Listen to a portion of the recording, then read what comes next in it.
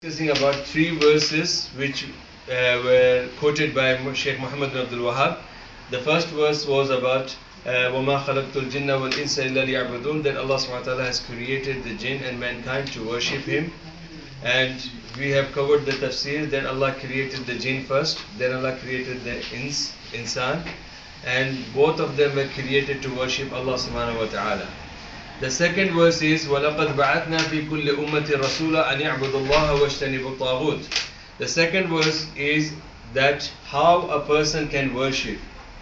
What should be his source? This is explained in the second verse, where Allah subhanahu wa ta'ala is saying وَلَقَدْ بَعَثْنَا فِي كُلِّ أُمَّةٍ رَسُولًا, that indeed we have sent to every nation one messenger.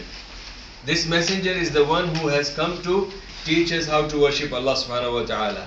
And how to worship, that also the condition and the principle has been mentioned by Allah subhanahu wa ta'ala. أَنْ يَعْبُدُوا اللَّهَ وَاجْتَنِبُوا الطَّاغُوتَ, that you worship Allah subhanahu wa ta'ala and avoid the worshipping of Taghut.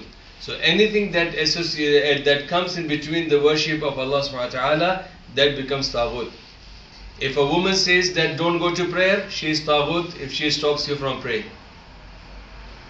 If television stops you, if cricket match is stopping you, if football match is stopping you, or boxing of Amir Khan or Imran Khan, if any match is stopping you, then that thing becomes Taghut if it stops you from worshipping Allah subhanahu wa ta'ala.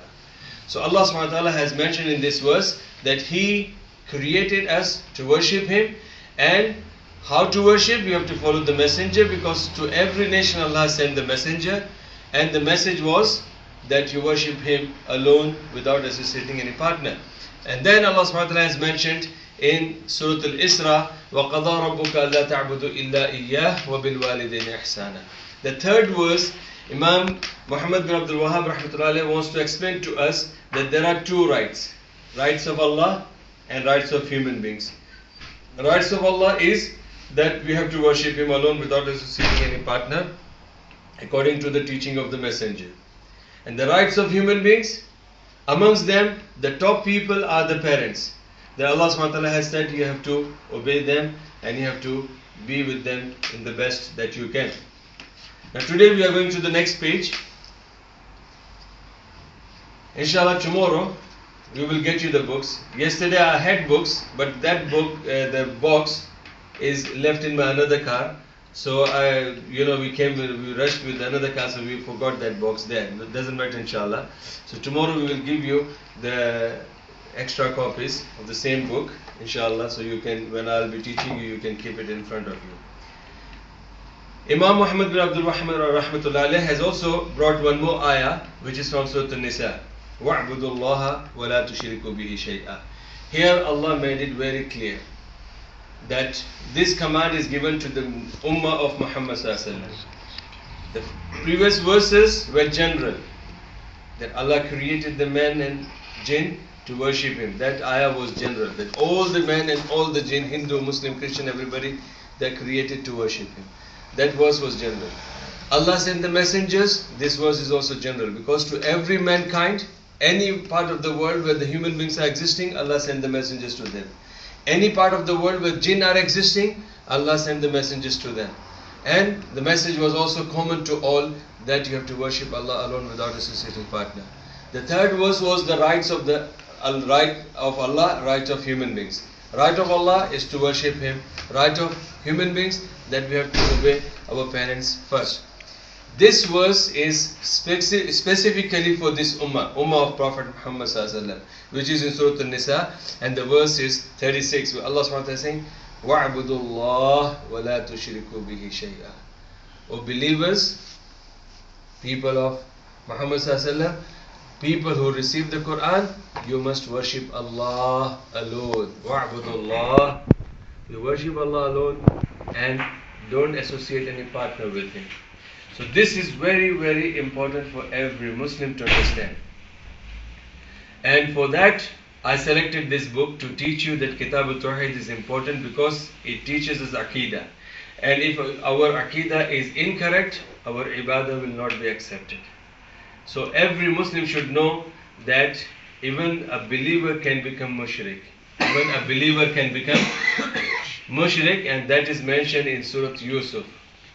That is mentioned in Surah Yusuf. Allah subhanahu wa ta'ala is saying, وَمَا يُؤْمِنُ أَكْثَرُهُمْ بِاللَّهِ إِلَّا وَهُمْ مُشْرِكُونَ. That most of the people who claim that they believe in Allah, but they are mushrikeen.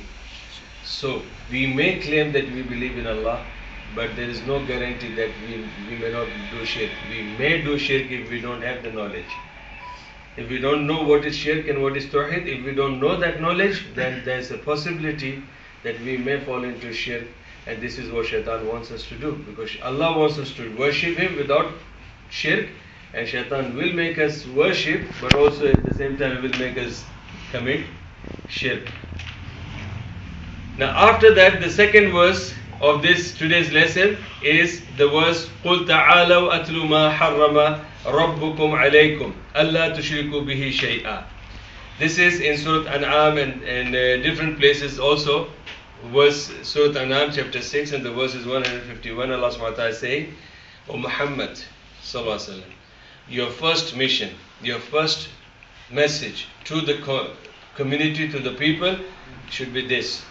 Qul, tell them, O people, ta'alaw, come to me. Atlu ma harrama rabbukum alaykum. Let me tell you what is prohibited by your Lord. What your Lord has prohibited for you. What things which are made haram for you by your Lord. Come, I will read it to you. And the first point he mentioned is that Allah tushriku bihi shay'a. Do not associate any partner with Allah subhanahu wa ta'ala. Anything.